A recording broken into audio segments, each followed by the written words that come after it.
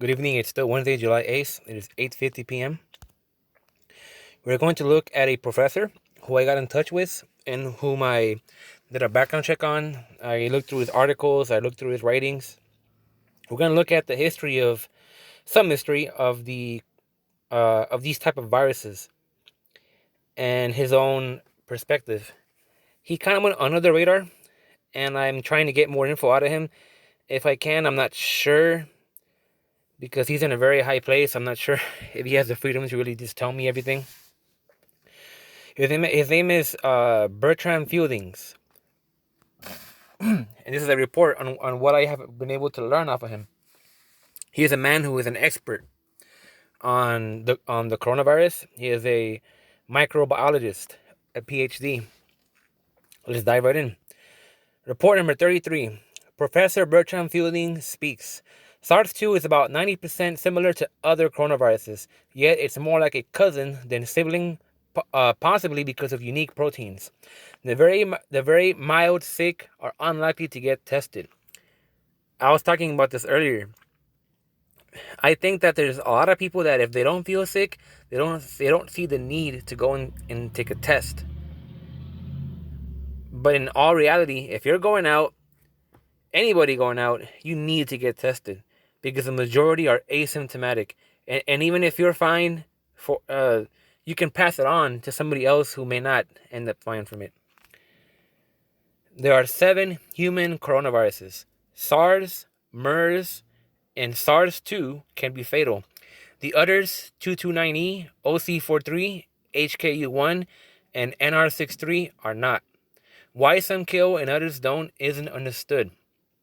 Now, these 4 other viruses, 229E, OC43, HKU1, and NR63, these have already circulated worldwide through humans.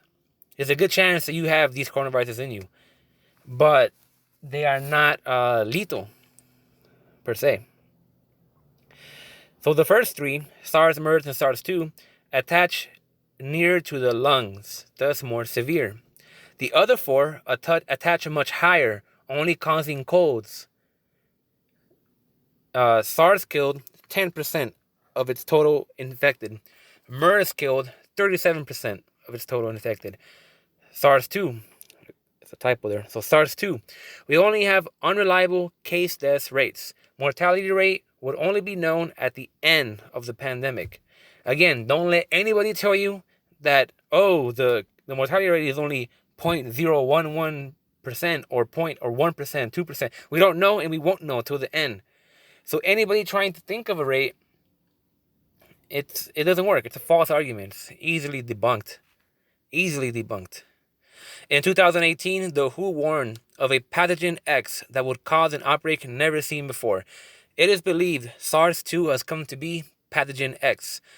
Zhengli Shi wrote that the first disease X is from a coronavirus. Spanish flu of 1918 during World War I killed, at worst case scenario, 100 million. In the 1950s, we had another Spanish flu where 56 million died. So let's take a look at the flu. Why do we take a flu vaccine every year? Because the flu changes every year. If SARS-2 does this, oh man,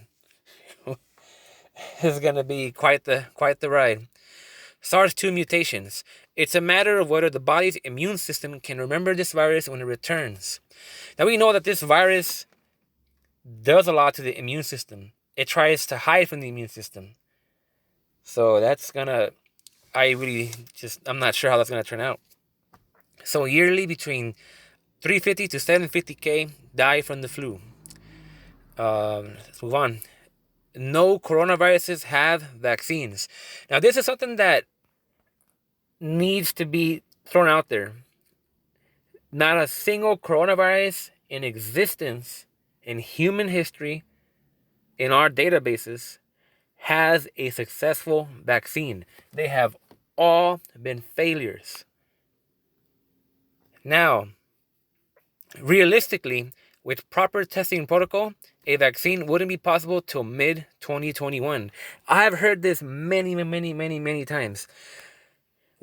All these vaccines that they're trying to mass produce and invest billions in and push out now, they're not safe because they got to go through trials. They got to go through numerous trials, procedures, safety, protocols.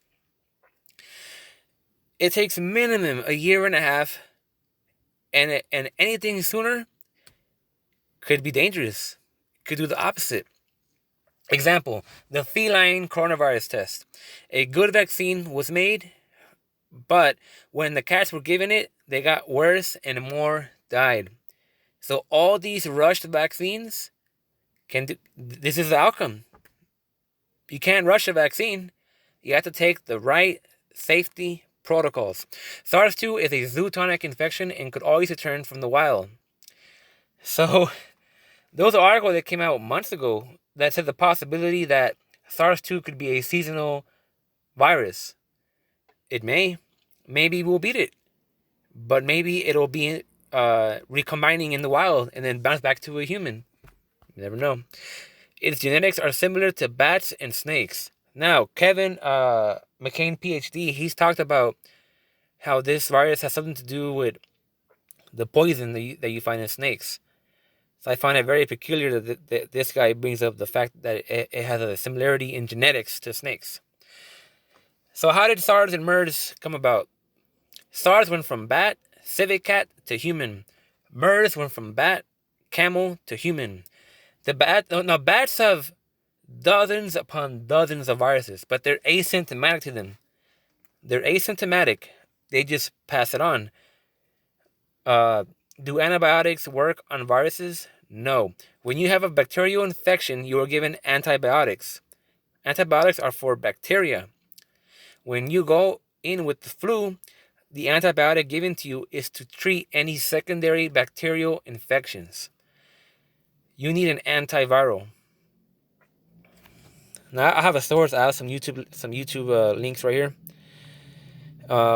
Hopefully he'll get back to me. I sent him in quite a lengthy email. But it's important to know the history of the virus, to know what it has done, to understand what it could do. Now please stay informed. Inform a life, save a life. I will see you all later.